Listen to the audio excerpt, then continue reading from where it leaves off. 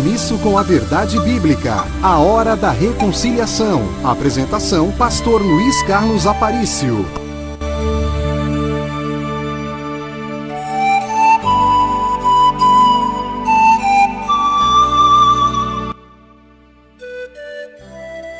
Se você busca uma igreja com profundidade doutrinária, sem fugir da simplicidade do Evangelho, venha servir a Deus junto conosco. Ministério Evangélico da Reconciliação.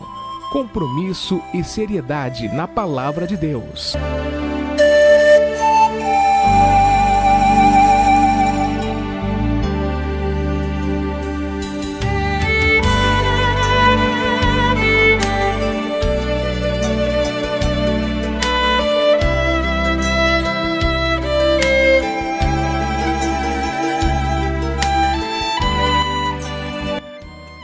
A todos na gloriosa paz de nosso Senhor e Salvador Jesus Cristo.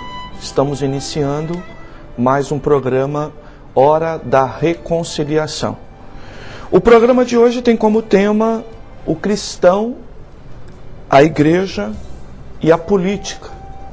E nós vamos desenvolver esse tema utilizando o texto base de Mateus capítulo 22, versículos 15 até o 21, que diz assim: Então, retirando-se os fariseus, consultaram entre si como surpreenderiam numa palavra. Enviaram-lhe os seus discípulos com os herodianos, dizendo: Mestre, bem sabemos que és verdadeiro e que ensinas o caminho de Deus segundo a verdade, e não dás preferência a ninguém, porque tu não consideras a aparência dos homens. Dize-nos, pois, que te parece? É lícito pagar tributo a César ou não? Jesus, porém, conhecendo a sua malícia, disse: Por que me experimentais, hipócritas? Mostrai-me a moeda do tributo. Eles lhes apresentaram um denário. E ele lhes perguntou: De quem é esta efígie e inscrição? Responderam-lhe: De César. Então eles lhe disse: Dai a César o que é de César, e a Deus o que é de Deus. Muito bem. Um seguidor de Cristo tem duas cidadanias e dupla responsabilidade.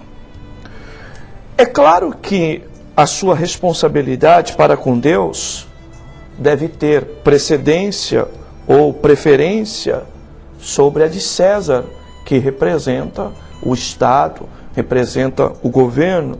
Quando houver conflito entre as duas, Deus criou o ser humano para viver em sociedade. Logo, a vida social exige normas e preceitos que garantam o direito individual e coletivo da humanidade. Existem autoridades que compartilham os poderes em uma nação. Na nossa, por exemplo, o executivo, o legislativo e o judiciário. Apesar do uso tendencioso da doutrina humanista, estes exercem legitimamente o poder com o objetivo de garantir os direitos individuais e coletivos dos cidadãos brasileiros. Vivemos em um Estado democrático de direito, e o direito do voto é a premissa básica para o exercício desta democracia. Estamos amparados como igreja pela garantia constitucional da liberdade religiosa e pelo chamado Estado laico de direito, onde não há religião oficial em nossa nação e onde o Estado não interfere nas práticas e normas e credos das religiões. Mas, como religião evangélica, como evangélicos e como religião evangélica, de que maneira devemos tratar as questões políticas, as questões do Estado, e qual deve ser a relação da igreja e dos evangélicos, de maneira geral, com o governo? É sobre esse tema que nós falaremos ao longo do programa de hoje e convidamos você para ficar ligadinho em nossa programação para acompanhar as orientações que vamos dar. No texto que lemos, no texto de Mateus 22:15, nosso texto base, Jesus vivia um problema sério em sua época. Na verdade, Jesus foi condenado por duas acusações especificamente. Uma dos judeus, sobre o ponto de vista de religião, porque Cristo se alegava a Deus, e isso era uma blasfêmia para a religião judaica. E Jesus, de certa forma, também foi envolvido e acusado à medida em que se chamava rei, ou se colocava como rei, ou que de alguma forma as pessoas que o acusavam tentavam enquadrá-lo como uma pessoa que não se subordinava ao Império Romano da época, representado aqui pela figura de César, no texto que lemos, já que o mundo da época era subordinado ao governo mundial de Roma, dos romanos. Muito bem. Neste caso aqui que lemos, mais uma vez Jesus é alvo dessa conspiração para tentar enquadrá-lo como alguém que estava cometendo um crime político, neste caso aqui. E a ideia aqui, então, era Jesus resistir à questão do tributo, à questão do imposto, que era cobrado efetivamente pelo Império Romano para todas as províncias a qual ele era o governo, que ele comandava, em especial ao povo judeu. E aqui, o próprio texto mostra a condução à medida em que dois grupos religiosos, os fariseus e os herodianos. Fariseus é uma facção do judaísmo, herodianos também. Herodianos vem da palavra Herodes, que eram seguidores de Herodes. Eles de alguma forma tentavam misturar política com religião. E os fariseus, mais aquela tendência de postura mais religiosa, muito preocupado com a aparência e esquecendo da vida interior. Muito bem. Nesse particular, chegam até Jesus questionando a ele se era lícito, se era correto pagar tributo ao Império Romano, a César. E Jesus, que conhece os corações, as intenções dos homens, neste caso, revela que uma das características da divindade bíblica, explicada na Bíblia, que é a onisciência, sabe de todas as coisas. Jesus, identificando a malícia na pergunta deles, ou seja, a intenção de comprometê-lo, Jesus disse: por que me experimentais, hipócritas? E então pediu para que mostrasse a moeda da época, o denário, e então perguntaram de quem é esta efígie e inscrição, de quem esse rosto aqui, de quem é essa marca? E eles disseram: de César. E Jesus então, invertendo até os padrões aqui, digamos, para atender a este cenário, Jesus inclusive não diz: dai a Deus o que é de Deus e dai a César o que é de César. Jesus inverte até a forma de colocar aqui, dizendo: dai a César o que é de César e dai a Deus o que é de Deus. Prioriza até na sua palavra César, para depois, então, falar de Deus. O que Jesus, na verdade, quer dizer aqui é que uma coisa é uma coisa, outra coisa é outra coisa. Me parece que uma das coisas que não entendemos nos dias atuais é exatamente essa. Política é uma coisa, religião é outra coisa. E isso que Jesus quer efetivamente demonstrar aqui, dizendo: dai a César o que é de César e dai a Deus o que é de Deus. Quando falamos que o cristão tem duas cidadanias e dupla responsabilidade, é que ninguém pode usar o nome de Deus para descumprir aquilo que é lícito, aquilo que é correto, sob o ponto de vista político, sob o ponto de vista de Estado, sob o ponto de vista de governo. Ninguém pode usar o nome de Deus para se abster de responsabilidades, desde que aquilo que o Estado esteja nos cobrando fere diretamente os princípios bíblicos. Aí sim, mas temos observado que muitas pessoas tendenciosas usam o nome de Deus para não se subordinarem ao Estado, às leis da nação e assim sucessivamente. E isso a Bíblia não dá respaldo. Também há pessoas que, utilizando talvez do Estado, da lei, das normas e princípios de direito de uma nação, querem impor, querem sobrepor sobre a igreja ou sobre as pessoas. E isso também não é correto. Então, o que nós precisamos entender é que política, efetivamente, é uma linha e religião é uma outra linha. Nós chamamos isso até de uma dicotomia, duas linhas paralelas que vão em busca de uma mesma direção. Por quê? O Evangelho tem por objetivo promover as pessoas, e aqueles que cuidam das questões políticas, das questões do Estado e das questões do governo também deveriam ter como prioridade também a promoção social, a promoção das pessoas, o desenvolvimento da nação, que de alguma forma, ou do município, do Estado, mas que de alguma forma vai concorrer para o progresso das pessoas de maneira geral, ok? Mas eu repito, como que a igreja evangélica deve tratar as questões políticas, já que estamos em mais um ano de eleição, estamos à véspera de eleições em nosso país? Como tratarmos e como nós termos uma linha bíblica para o desenvolvimento e o exercício dessa cidadania sem comprometer os princípios da palavra de Deus?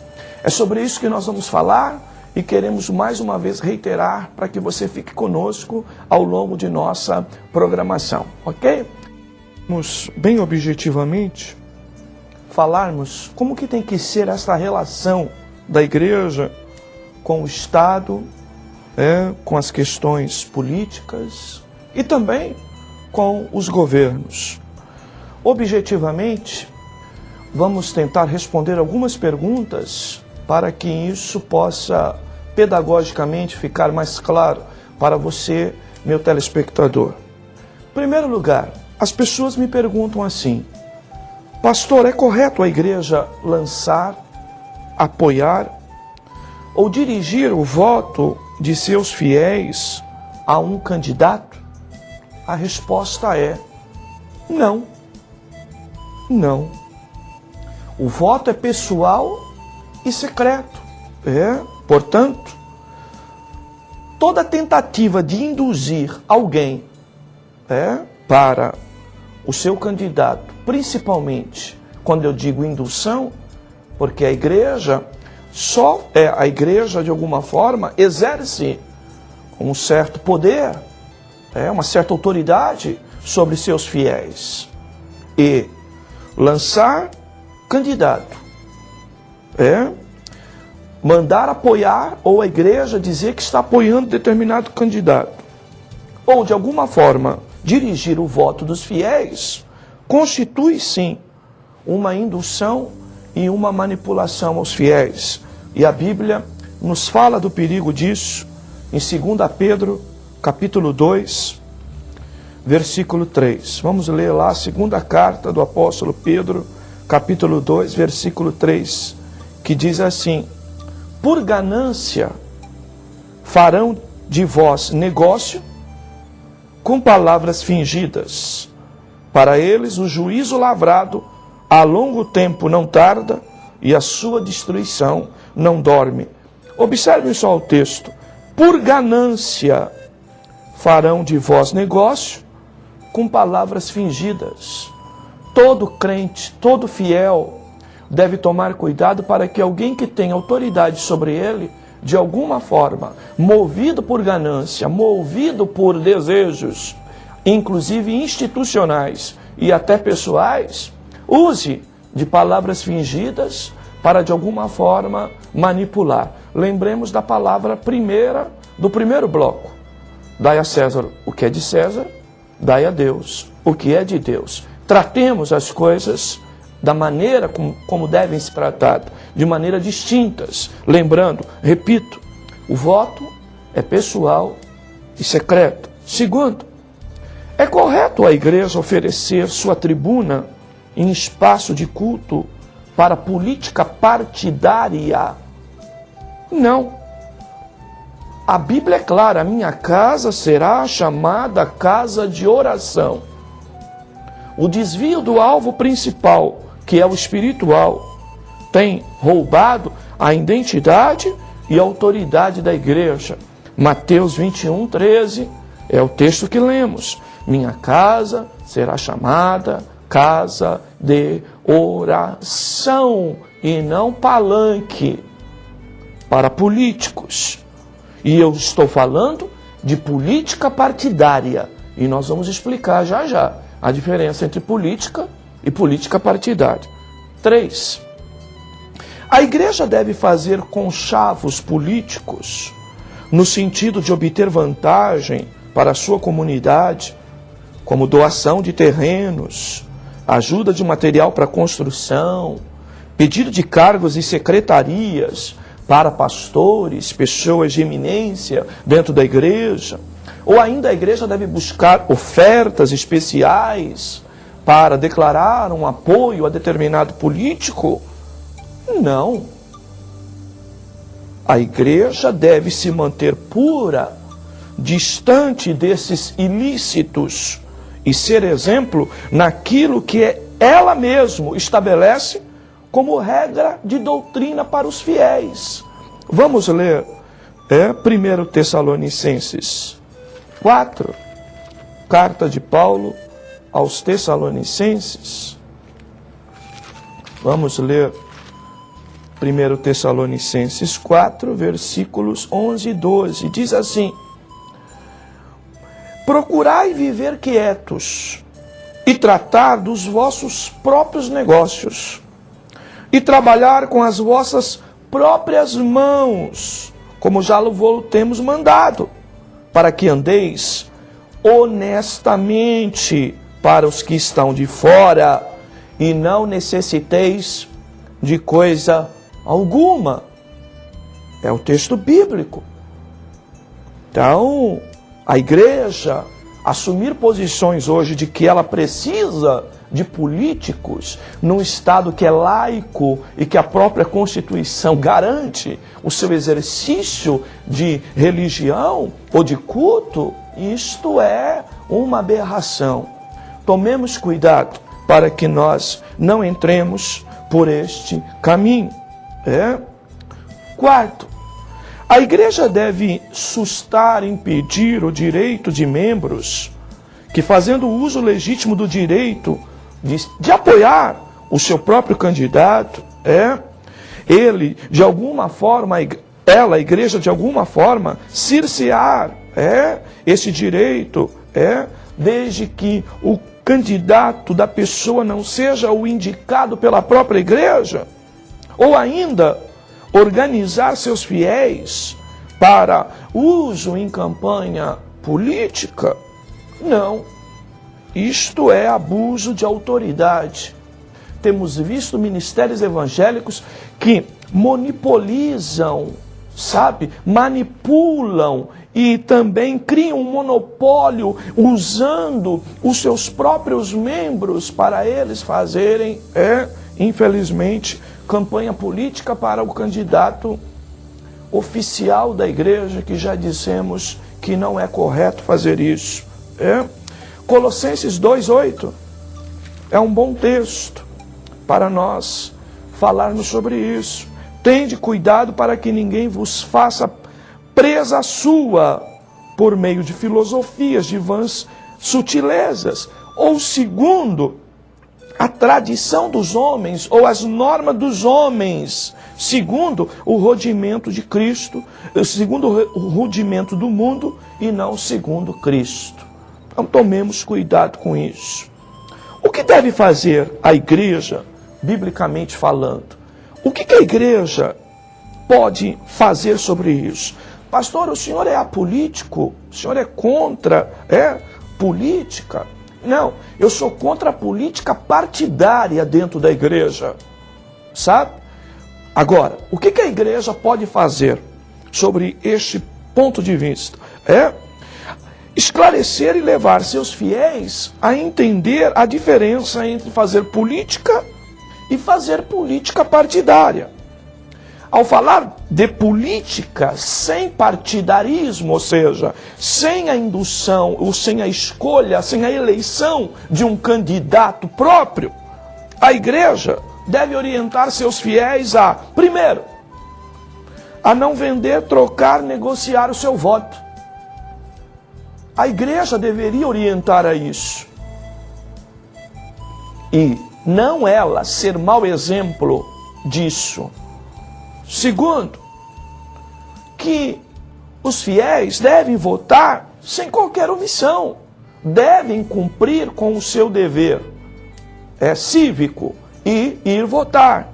Terceiro, incentivar os fiéis a avaliar o plano de trabalho de cada candidato, para que assim, então, conheça as intenções, os projetos de cada um.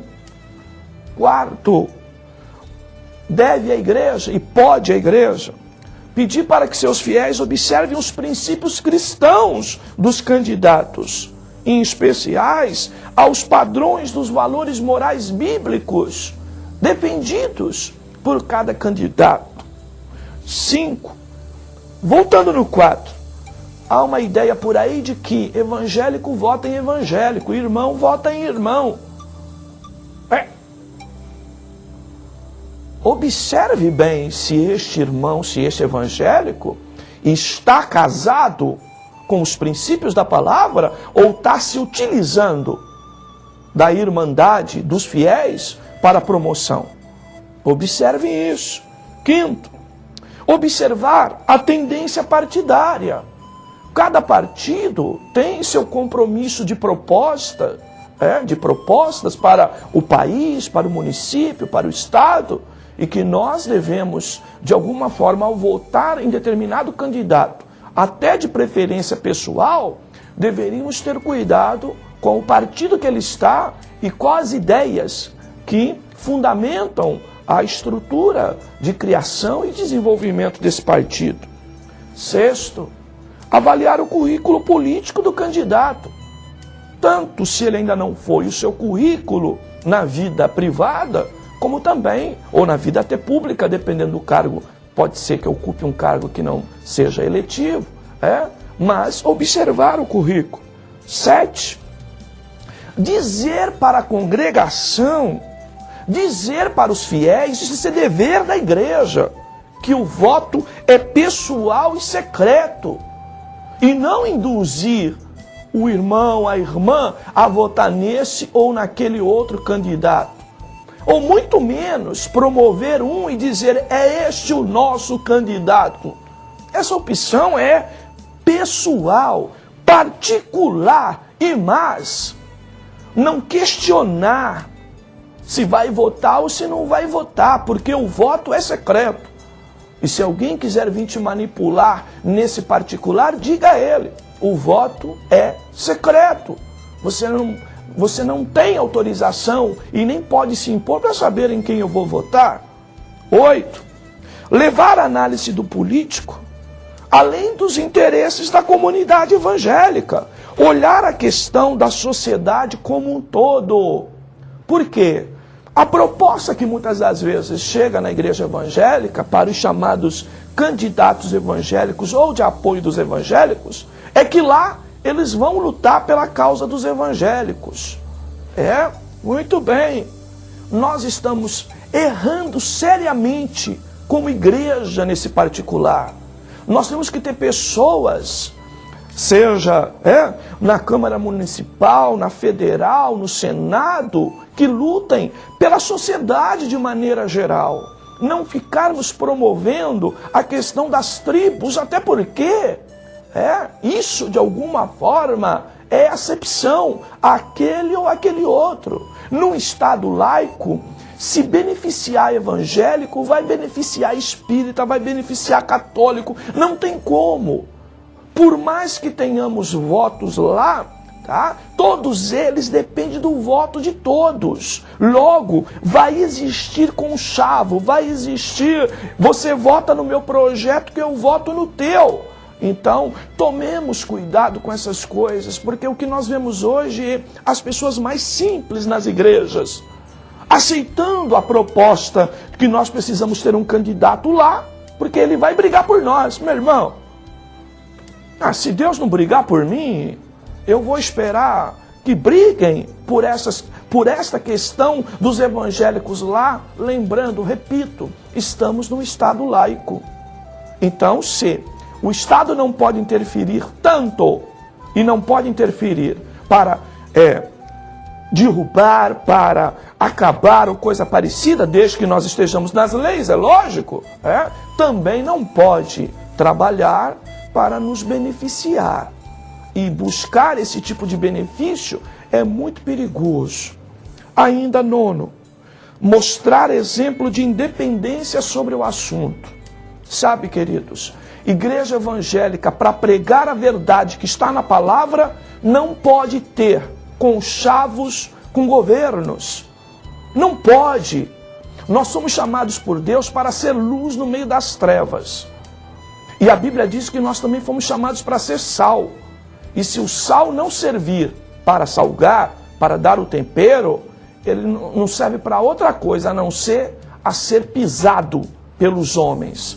Ou a igreja cumpre com o seu papel, e este papel, à luz da Bíblia, eu entendo que é um papel até de governo paralelo, para dizer que Deus não aprova determinada lei, que determinada lei, determinada execução, determinado procedimento, determinada decisão governamental não está de acordo com a palavra de Deus, ou a igreja mantém sua independência para poder fazer isso, ou ficará também fazendo um jogo político com governos, porque na verdade se beneficiou ou de alguma forma está se beneficiando do governo, das questões políticas e até, digamos assim, num espaço maior do próprio Estado. Por isso, tomemos cuidado para que orientemos o nosso povo de maneira que o nosso povo cresça, que o nosso povo tenha a capacidade de avaliar cada currículo, cada proposta e exercer o seu direito pessoal, particular e secreto de voto. Incentivem aos fiéis a votar, é esse sempre a nossa palavra, e sempre mostrando exemplo nisso. A igreja que diz para o fiel não se venda pelo um saco de cimento, pela uma cesta básica, esta mesma igreja deve ser exemplo de que não se vende, tá bem? Para conseguir um alvará, para conseguir um CNPJ, não, mas que vai pelos caminhos legais conquistar aquilo que precisa. Uma igreja que não sai atrás Como a gente vê distribuição de terrenos para igrejas, gratuito, e muitas das vezes por causa de um determinado comprometimento que a igreja tem com o sistema. Por isso, se nós queremos que o nosso povo seja puro diante dessas questões, precisamos nós, pastores e igrejas, darmos exemplo como instituição, sendo independente e não perdendo a nossa autoridade e a nossa personalidade como agência de Deus aqui na terra. Vamos ao nosso apoio.